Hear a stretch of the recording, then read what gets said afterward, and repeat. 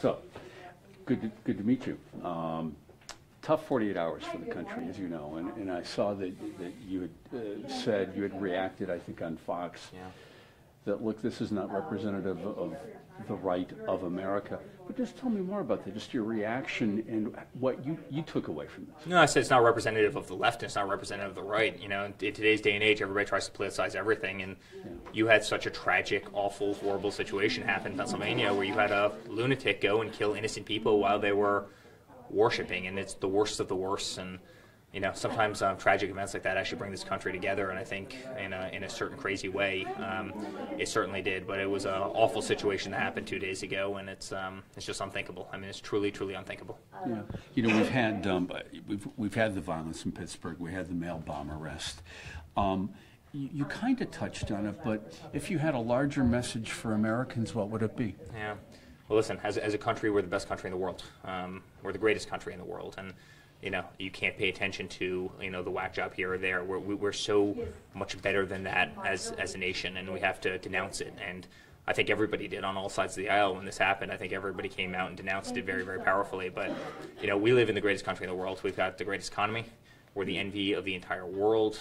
This nation is doing unbelievably well, and we have to denounce crazy, no matter where it stems from. Yeah. Let me just, I know you've heard this. I just want to give you an opportunity to respond. You're hearing some in the Democratic Party say, look, your dad's rhetoric contributes to the climate that may cause this or whatever. Just what do you say to that thinking out there that your father is in some way, shape, or form responsible? You know, it's absolutely insane. It's absolutely insane, especially with the country doing as well as it is. You see 93% of the press coverage is anti my father's, anti, you know, which makes it, quite frankly, anti, you know, this country, which is a great shame. And America is winning. You know, I say this all the time, but you look at every quantifiable metric of this country, and we're doing unbelievably well. Again, we have the strongest economy in the world. We have the lowest unemployment. We have the fastest GDP growth. Jobs are coming back to this nation. Manufacturing is coming back to this nation. 401ks are at record highs. Consumer confidence is at record highs. You know, we're rebuilding our military, which was deeply crippled under the last administration. We're taking care of vets. My father's taking on the opioid crisis. He's stopping caravans. He's pushing for legal immigration as opposed to what you're seeing, you know, coming up through Mexico right now. You know, caravans of people who want to come into a country illegally. You know, I mean, America is winning. We're the envy of the entire world, and we want to keep that going, and that's why the midterms coming up are so critically important to our nation, especially here in a state that is, hey, I could argue that this might be the most important state in the nation. Yeah. It's weigh in on the whole topic of civility in politics for me, because it's been difficult. You know, how do we improve the tone? Yeah, I think everybody has to improve the tone, to tell you the truth, but you know, it's most of the time it's pointed one way by the media, and I think it's, you know, you have Eric Holder coming and saying, you know, when they're down, you run up to them and you kick them in the face. And you have, you know, Hillary Clinton saying, hey, we're only going to be civil when, you know, we're in control. We're not going to be civil when we're not in control. And, you know, there's a nice person who went to the rally the other day, and, you know, they had an American flag and a Trump sticker on their car, and somebody torched their car. I mean, it's absolutely insane. We're so much better than this as a country. And quite frankly, the media is a lot better than it, too. And they know it, and they misconstrue things all the time. And, you know, their message is, again, 93% anti-Trump. You know, I think they need to tone it down as well, and I do think the country needs to come together. And if there's anything that you see coming out of tragic events like the other day, it's actually the nation coming around as one, denouncing awful events. And hey, we're the greatest country in the world. It's not even close. We're the greatest country in the world, and people have to act like that. Most of the Trump family, I believe, is kind of hitting the campaign trail. Is that an indication of how important or how important you see the House, control of the House being? Are you worried that the House may slip away from Republican hands? It's all hands on deck for the Trump family. How should we read that? Well, listen, I think you read it as, you know, we're a family that fights, and we fight in what we believe in, and, you know, we're patriots, and we love this country, and we love America. And you know, the reason my father ran is he saw this country going in a very, very bad direction. I mean, everything was going wrong. Our economy was doing horribly. Our military was crumbling. Our respect around the world was crumbling. We were giving $150 billion to a country, Iran, that absolutely hates our guts. That's when my father stepped into this race and ran. And we all got behind him because I know what an incredible person he is and what good he can do. And all of a sudden, 2 years into this, we see how this country has come back around.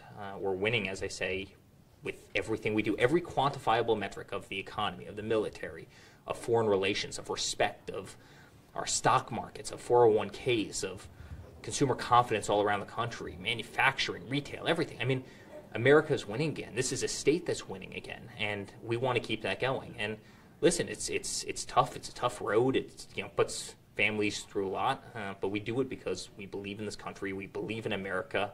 We love the direction of this country, and ultimately that's what we're fighting for. Play pundit for me. So what do you think is going to happen? Are you seeing a red wave build? Are you seeing a blue wave or a blue whimper? Just play pundit. What do you see out there? Well, listen, everywhere I go, I have people come up to me and say, listen, I've always been Democrat. And then I looked at my 401k and I see that's up 35% in the last 2 years. And I'll never vote for that party again. I'm 100% behind you and I'm 100% behind your father. And my message to them is you have to go out and vote.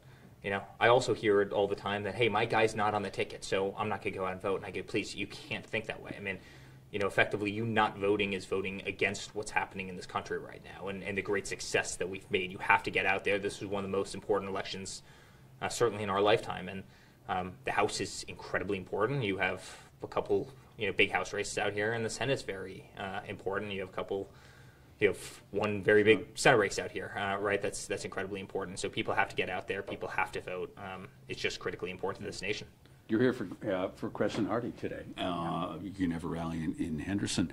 That House seat's very crucial for you, I would take it. Yeah, it is. It is crucial, and that's why people have to get out there and vote. And you've seen what Nancy Pelosi says, right? You see what Chuck Schumer says on the opposite side. I mean, they will tear this country apart. I mean, Nancy Pelosi came out the other day and effectively said, well, if we win, we're just going to subpoena everybody on the opposite side. And I mean, doing that would literally turn America into Venezuela. That's not who we are as a country. I mean, our country is thriving in everything we do. And, knowing that the Democrats, they want to resist, they want to obstruct, they want to double everybody's taxes, they want to abolish ICE, they want to criticize law enforcement. I mean, it's not who we are as America. We're so much better than that. And if Nancy Pelosi won, that's what she would do. If Chuck Schumer won, that's what they would do. I mean, they would literally bring this country to a standstill. And it's almost unthinkable, especially after how much progress we've made. And we can't let that happen. That's why we're all fighting as hard as we are.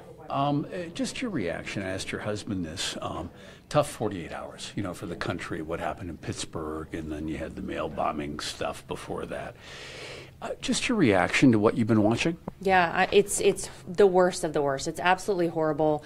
I think on both sides of the aisle it was condemned, and it should be by everyone. This is not representative of any party. This is not representative of anything except obviously people who are very, very mentally ill. And it's horrible to see. You never want to see this happen in our country. I do have to say law enforcement acted swiftly and did such an incredible job with the bombing or with the potential pipe bombs and there in Pittsburgh. I think they should be applauded for their work, for saving lives, for who knows how much worse it could have been if not for our great law enforcement in this country.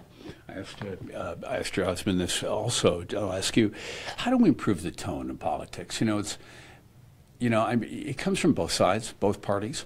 So what do we do? How do we elevate the discussion and kind of get out of the gutter? What do you think?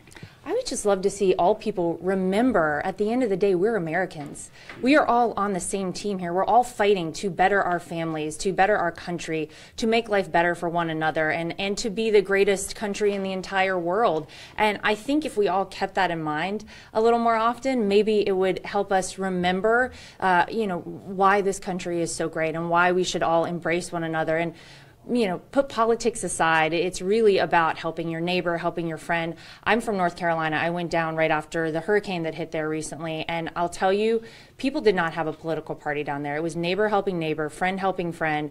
That's what this country is about. That's kind of where I hope we can all get back to and remember at the end of the day, we are all Americans, and that's what's really important. You and your husband are on the campaign trail. Other members of the Trump family are on the campaign trail. Just what are you seeing? I mean, do you sense a red wave, blue wave, something in between? I mean, what's your gut tell you?